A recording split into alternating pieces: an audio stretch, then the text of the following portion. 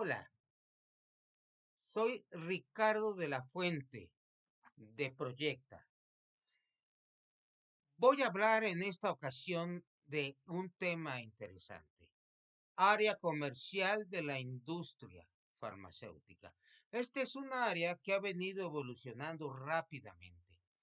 Permíteme decirte que yo soy colaborador de Proyecta y entre otras cosas he publicado hasta el momento 4 libros sobre esta área comercial de la industria farmacéutica y otros 2 de temas diversos. La industria que nos ocupa ha evolucionado notablemente. En el siglo pasado, estamos hablando tal vez de los 80s, el enfoque era mucho a ventas. Por supuesto, se hacía promoción, pero tenía que consolidarse con las ventas, con el desplazamiento, con farmacias, mayoristas, incluso médicos de botiquín. En aquel entonces, pues todavía había una industria farmacéutica que estaba forjándose y muchos de los productos que se lograban introducir al mercado eran verdaderos avances. Por ejemplo, Tagamet. Después, dentro de esa misma área terapéutica, tuvimos algunos otros. Ranicen, que además después se introdujo por una transnacional como Asanta. Eran productos verdaderamente revolucionarios. Hubo algunos que, aunque no eran de tanto uso en muchos segmentos, sin embargo sí lograban un impacto positivo. Ese es el caso de Regain o Regaine, un producto que es para hacer crecer el cabello. Entonces, todos estos productos fueron haciendo una historia. En antibióticos tuvimos un desarrollo enorme que tal vez culminó con Claforán. Este era un producto que se denominaba como un antibiótico de reserva. Ya después se introdujeron muchos genéricos a grado tal que se volvió baratísimo. Entonces eran empresas pequeñas y medianas. Ninguna empresa de la industria farmacéutica ni siquiera llegaba al 1%. O sea, estaba muy atomizado el mercado. Y en buena medida esto se debía a que en aquel entonces los precios eran controlados y evidentemente bajos. Los genéricos se manejaban en el sector salud y el concepto de productos de marca que no se les decía genéricos también estaba presente. Esto es, todas las empresas nacionales lanzaban su versión de los productos innovadores, pero no les decían genéricos, aunque de hecho lo eran. Surgió un trato personalizado. ¿Por qué? Porque era una relación 1 a 1 donde el representante, créanmelo, era bien recibido por el médico.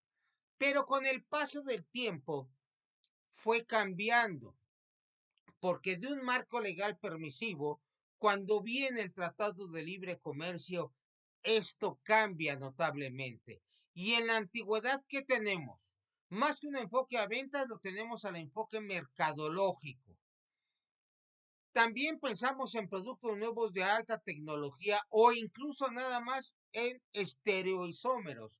Los estereoisómeros son productos que tienen la misma fórmula molecular, pero nada más cambia un átomo de orientación en el espacio. Se fueron fusionando las empresas y se generaron empresas, laboratorios verdaderamente gigantescos.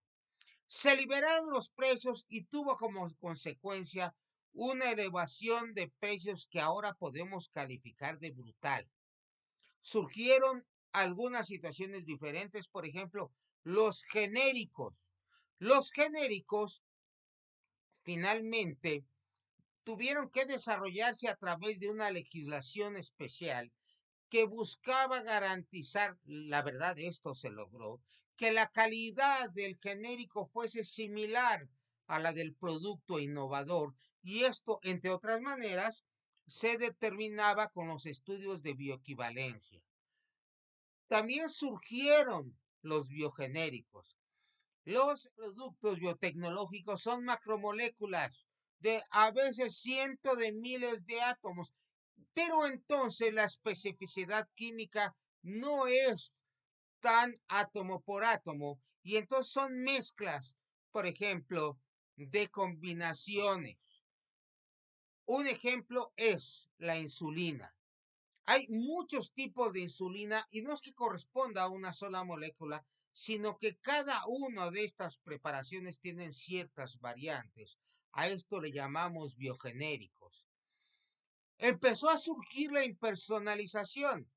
Al tener tantos representantes que iban a visitarlos, los médicos empezaron a ser muy selectivos, además de que surgieron líneas especializadas.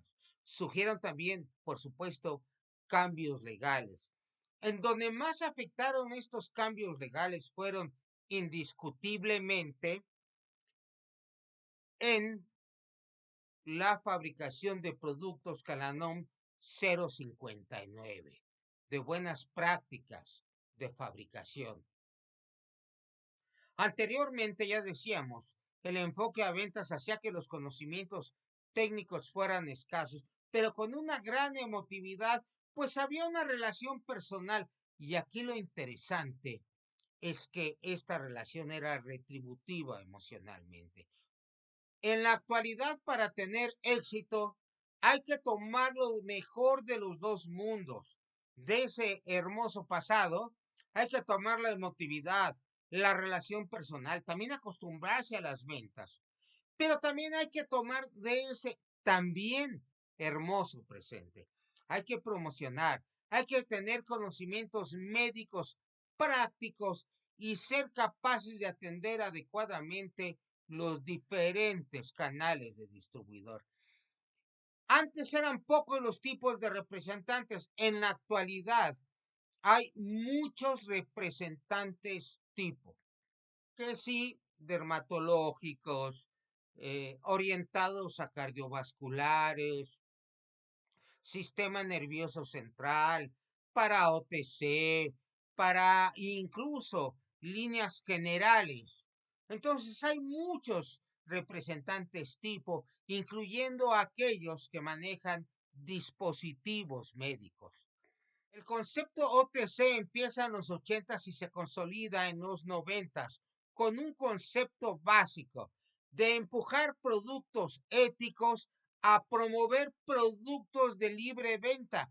Antes se permitía que se hicieran muchas cosas en farmacia y los representantes le pedían a los farmacéuticos que recomendaran sus productos de prescripción. Eso ya no sucede porque ahora empujamos los productos de libre venta que antaño eran verdaderamente muy escasos. El mercado se volvió altamente competitivo, teniendo que manejar aspectos como merchandising.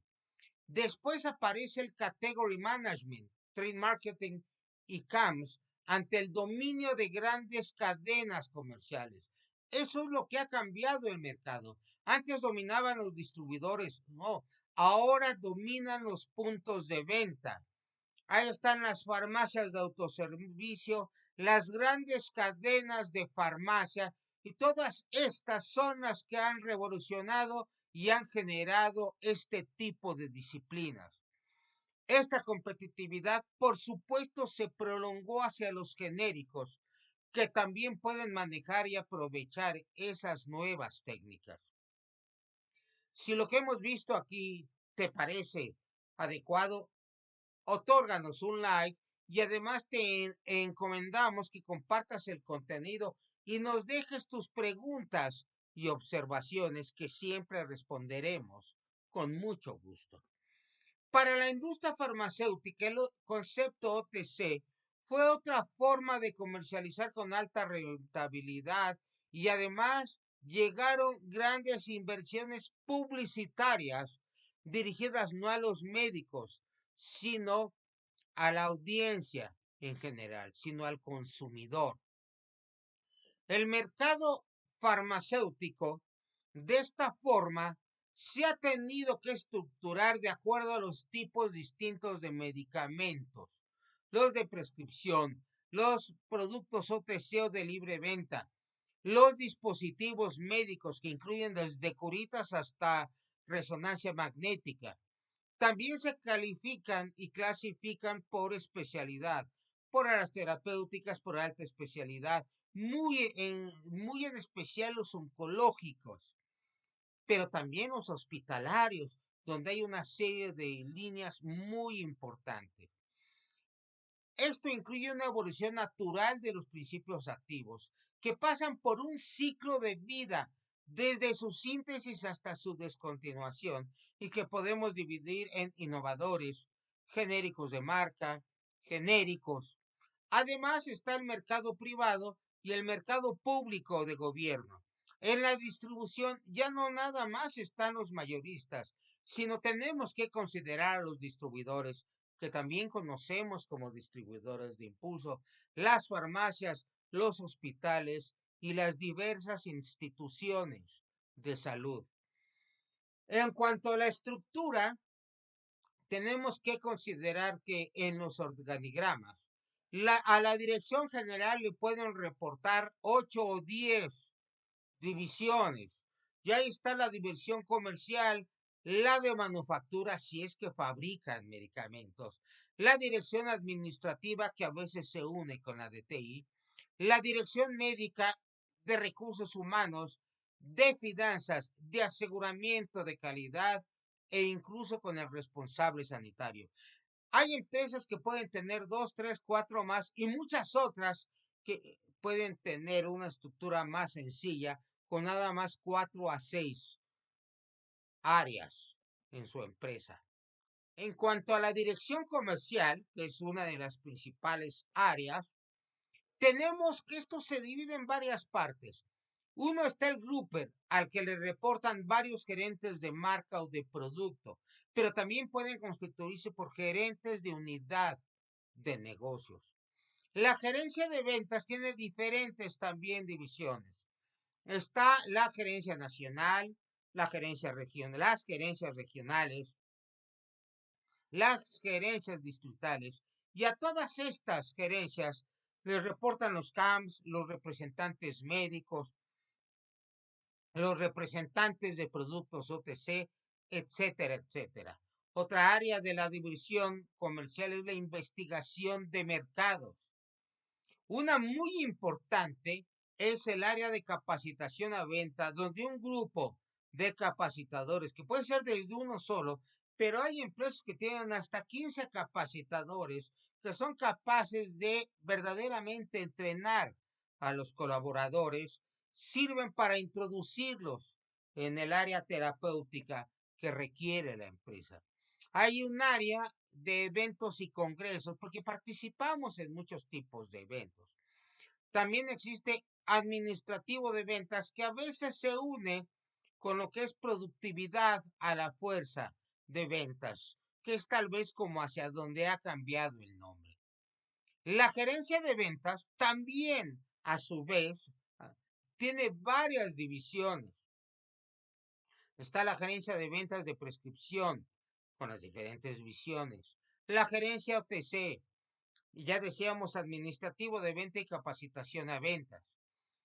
Reportan a la gerencia de ventas las áreas de productividad y ventas a gobierno. Pero vean cómo en la gerencia OTC hay representantes OTC y CAMS, a diferencia de la gerencia de ventas de prescripción, donde básicamente reportan representantes médicos. Todo esto nos obliga a revisar lo que es el modelo de negocios. El modelo de negocios es una representación de la estructura de la actividad empresarial. Define en detalle lo que la empresa ofrecerá a su mercado específico. ¿Cómo lo obtendrá? Puede ser fabricándolo, comprándolo o maquilándolo. ¿A quién le venderá?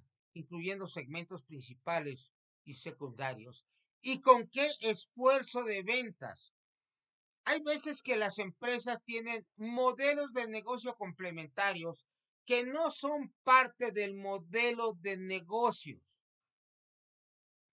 Los componentes de este modelo de negocio son 9 segmentos de mercado, la propuesta de valor que describe cómo tu empresa crea y captura valor, los canales de distribución, la relación con los clientes, el flujo de la venta, los recursos claves que son necesarios para que la empresa opere, y esto obviamente también relacionado a las actividades y socios claves.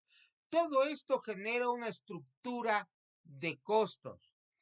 Para aventura de la industria farmacéutica, debemos dejar claro que esta es de las dos, máximo tres industrias que tienen un mayor retorno de la inversión sobre peso o dólar invertido. O sea, que tenemos una extraordinaria utilidad. Por eso es que es tan productivo participar en este mercado y ser representante médico. Estos 9 componentes del modelo de negocio cubren 4 áreas principales. Clientes, el ofrecimiento, esto es la oferta de productos que vas a tener, la infraestructura y la viabilidad financiera. Existe un flujo en la manera como estos bloques se identifican, analizan y trabajan. La propuesta de valor es el resultado de la construcción de una infraestructura interna, recursos y actividades claves, y de la red de valor externa con socios alineados. Esta red de valor está constituida por una serie de socios claves, como proveedores, despachos de consultoría y asesoría, firmas de ingeniería, centros de investigación, desarrollo e innovación, asesores, etcétera, etcétera, que siempre además tienen la situación de que pueden ofrecer una visión externa más allá de la visión interna de la empresa. Algo importantísimo es la selección de los productos que se van a comercializar, que deben basarse en tu modelo de negocios. A veces se puede generar un modelo complementario si es una posibilidad muy interesante de producto. Los laboratorios de investigación se orientan a áreas terapéuticas específicas. Los laboratorios de productos OTC se orientan a registrar productos muy conocidos y aprobados en áreas terapéuticas como dermatológicos, cosméticos, antialérgicos, antigripales, antitusivos, vitamínicos y por supuesto muchos otros. En productos genéricos se pueden especializar en áreas terapéuticas o estar pendientes del vencimiento de patentes.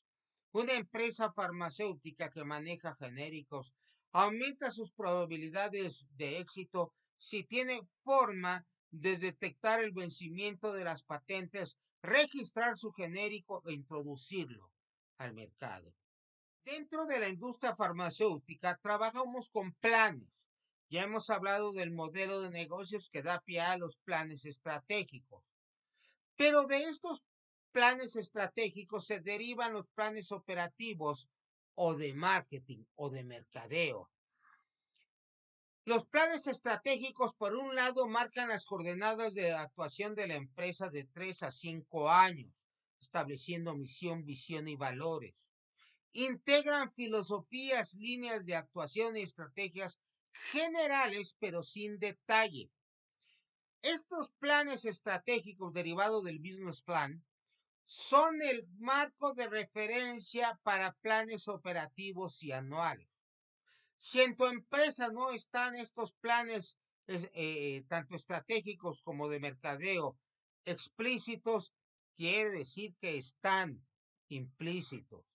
Por su lado, los planes de mercadeo implican planes concretos. Aquí no son de 3, 4 años, son anuales, para lo cual hay que hacer un análisis situacional, un programa de acciones, controles, presupuesto y también el P&L o estado de pérdidas y ganancias. Se diseñan para cada área de negocio, marca o producto de la empresa, dependiendo de tu organización. Del plan de mercadeo dependen los otros planes, como los de venta, manufactura, aseguramiento de la calidad, registro de productos, de contratación de personal y muchos otros. Estos son los elementos de los planes estratégicos que tienen que derivar del business plan. Aquí dentro de todo esto veremos que hay políticas generales. Por ejemplo, los de marketing mix. No pueden definir exactamente el precio, producto, distribución y plaza, pero sí en forma general lo mismo. Establecen la división de la fuerza de ventas y cómo se dividen, sin entrar en más detalle, puesto que esto lo va a ver el plan de mercadeo. Ahora bien, algo que tiene que hacer cualquier mercadólogo y conocer cualquier ejecutivo de ventas es que conozcas cuáles son las ventajas competitivas de tu empresa. Una ventaja competitiva es cualquier característica que te diferencia de otras, colocándote en una posición superior y que no es tan fácilmente imitable. ¿Dónde tenemos una ventaja competitiva?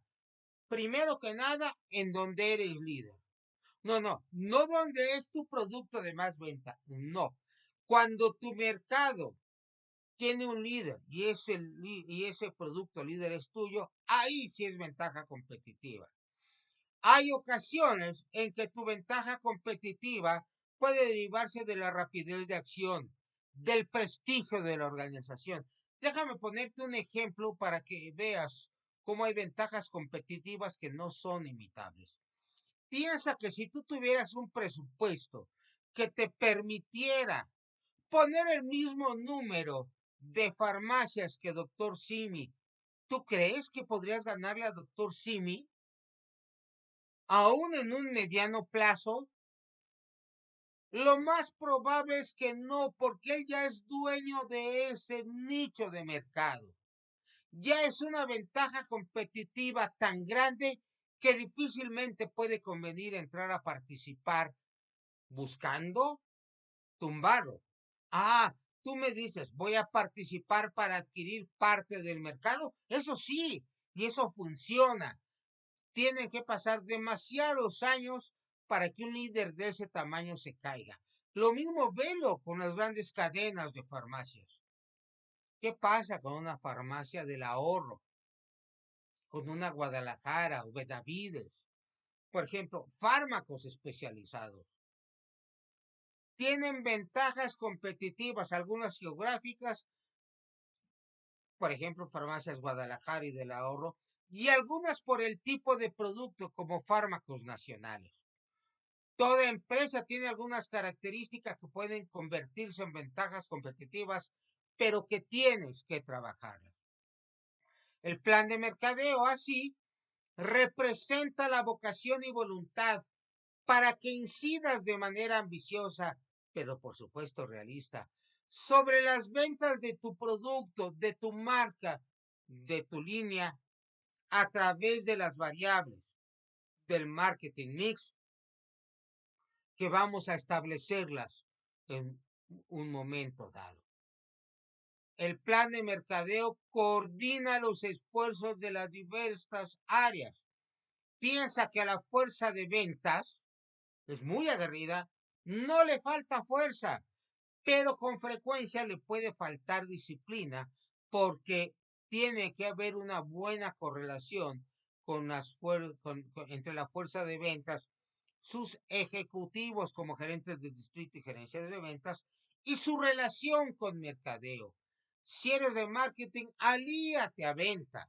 Si no, no te van a comprar y en consecuencia no necesariamente te van a vender.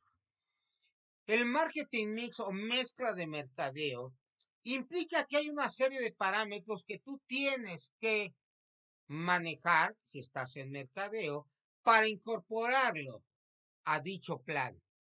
Están definir qué producto, qué marca, qué línea, en dónde lo vas a distribuir, con qué precio, con qué descuento, con qué esfuerzos promocionales, con qué esfuerzos de merchandising, con qué publicidad, si es que manejas productos OTC. Pero van muchos otros, con qué capacitación a la fuerza de ventas. También con qué apoyo del área de dirección médica. Y hay muchos elementos del marketing mix que se tienen que pensar en el plan de mercadeo. El plan de mercadeo debe ser congruente con la visión de la empresa e incluye tanto la intuición como datos objetivos. Y eso nos lleva al proceso de planeación. El proceso de planeación ve las cosas a largo plazo cuando hablamos de modelos de negocios. Y entonces manejamos valores, misión y visión, pero no en corto plazo, sino a largo plazo. Esto nos hace desarrollar un análisis situación tipo FODA, fortalezas, oportunidades, debilidades y amenazas. Todo esto se refleja en el business plan, el cual parte de las experiencias adquiridas por la empresa y la alta gerencia. Pero este business plan tiene que reflejarse en distintos planes, como el plan de ventas a gobierno, el de recursos humanos, el plan de venta, el plan de registros sanitarios, el plan financieros, el plan de planta. Planta, si fabricas el producto, si tu empresa lo fabrica, recibe el forecast. Ah, pero ¿qué pasa si no lo fabricas? Pues entonces tienes que pedirlo a quien te lo maquila, sea en México o en el extranjero. O sea, siempre hay una complejidad que depende del plan de mercadeo y su cobertura. No necesariamente hacer un plan te acerca a mejorar las ventas, pero es muy buen avance porque te permite aprender de tus experiencias. ¿Cómo se elabora un plan de mercadeo? Hay 3 prerequisitos básicos. La vocación de tu empresa, sus políticas generales y los recursos empresariales. Ya con esta base, ya sí te puedes lanzar a la elaboración del plan de mercadeo, arrancando con la investigación previa, análisis de datos y exploración, sobre todo si tienes las distintas auditorías de ventas. Diagnóstico situacional, ¿en dónde estamos? Esto es, ¿en dónde está tu organización? Después de estos dos, ya puedes plantear los objetivos generales para el periodo que comprende el plan. De ahí entonces ya desarrolla las estrategias comerciales y aquí se maneja lo que es el marketing mix o mezcla de mercadeo. Ya después tienes que definir cuánto vas a invertirle y cuánto vas a recuperar. Después siempre vas a tener el seguimiento y control de dónde, en qué fase estás. Y después el estado de pérdidas y ganancias. Finalizas con un control, pero ya de un control de parámetros, con los parámetros claves de desempeño, que son importantísimos para que estés viendo el avance de tu plan.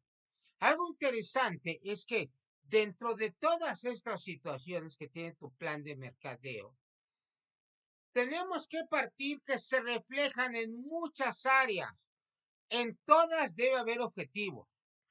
Todas deben tener una estrategia de comunicación y un mensaje y estrategia de medios.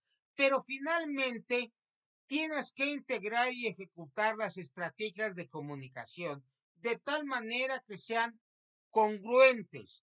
Por eso al final hay una sola flecha donde necesitas desarrollar un estilo de comunicación. Esto, por supuesto, lo determina el plan de mercadeo. Algo que no podemos olvidar es que hay una entrevista promocional en la cual el representante llega con esas estrategias que se plantearon a finalmente entrevistarse con el médico, en la cual tiene que hacer una planeación pensando en los objetivos generales de la entrevista, los objetivos particulares e incluir objetivos funcionales, pero también emotivos e incluso puede haber algunos de tipo económico.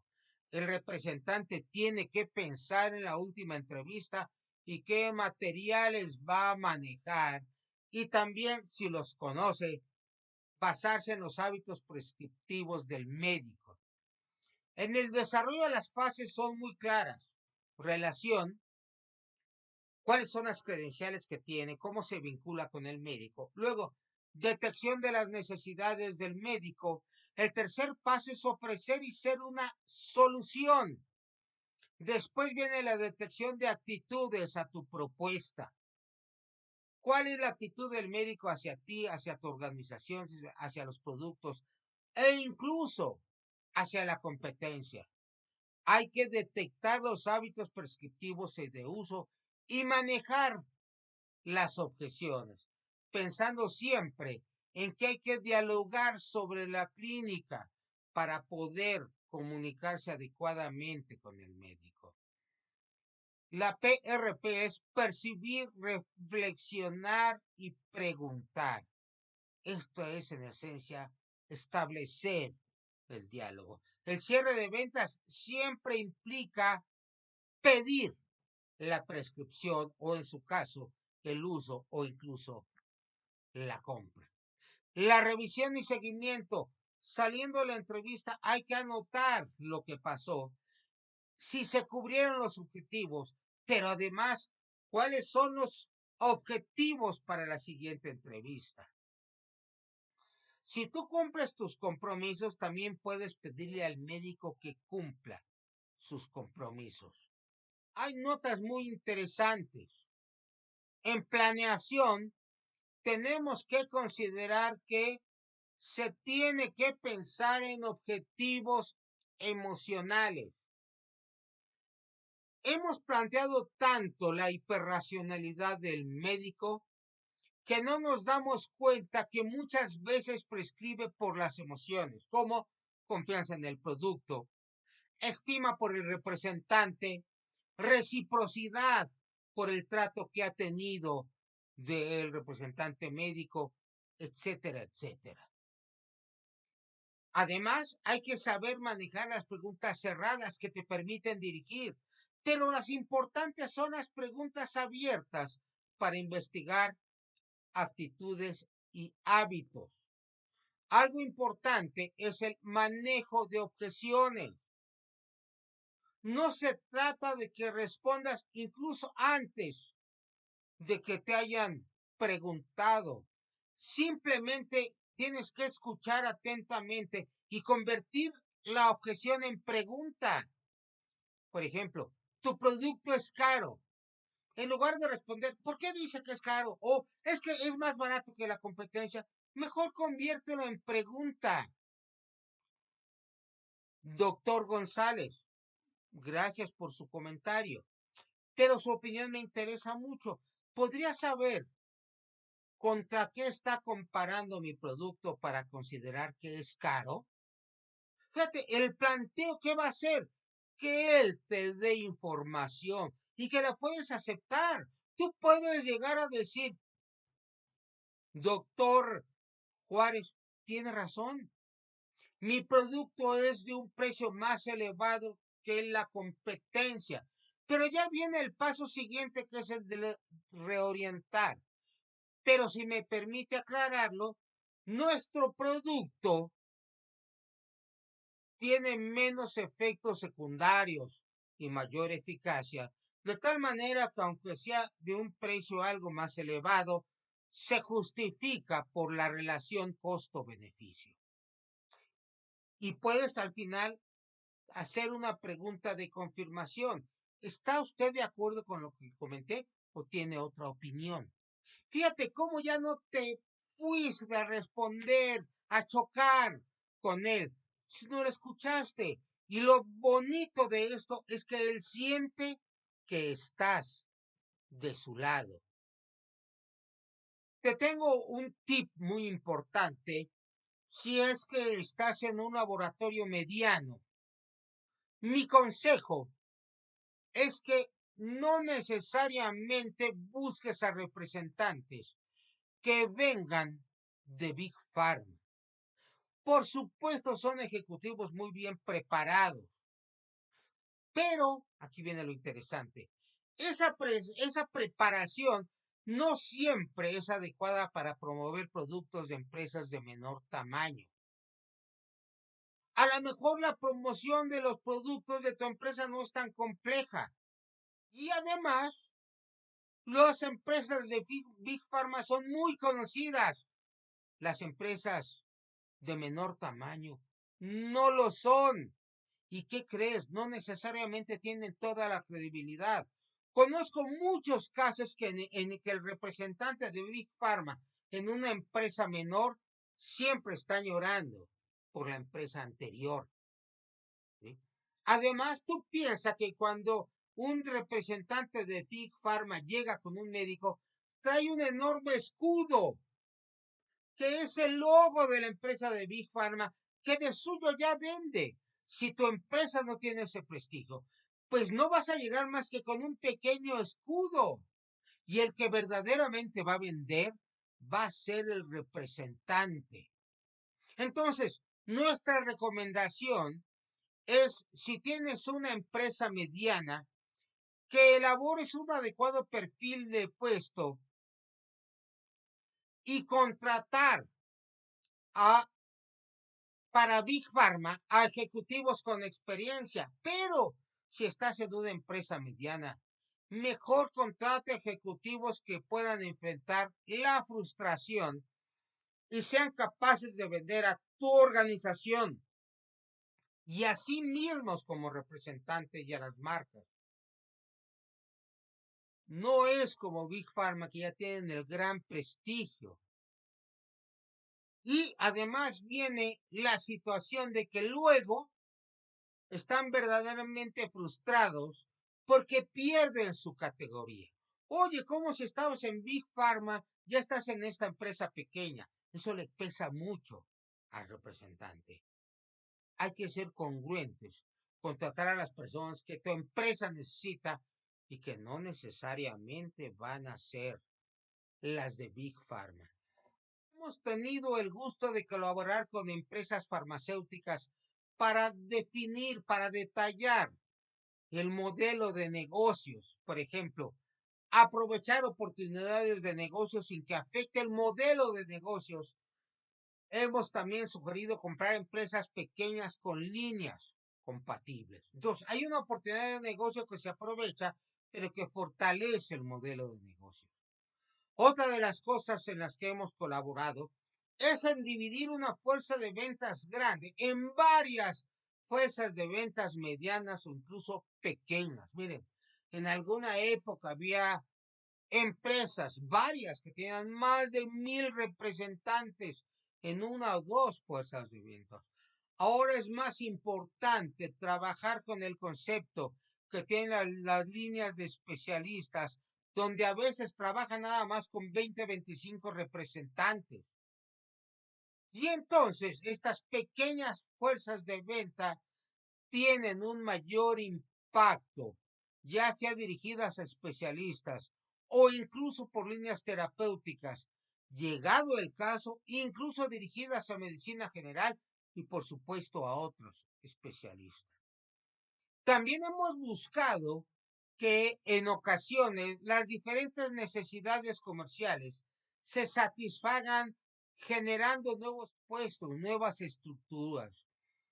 Un ejemplo es la incorporación de CAMS para coordinarse con la fuerza de ventas de promoción. El CAM y el representante médico son tan diferentes que más bien pueden tener una sinergia, porque además ni siquiera pueden compartir de lo diferente que es la actividad de estos dos ejecutivos. Por cierto, yo soy autor de un libro precisamente sobre ejecutivos cuentas clave.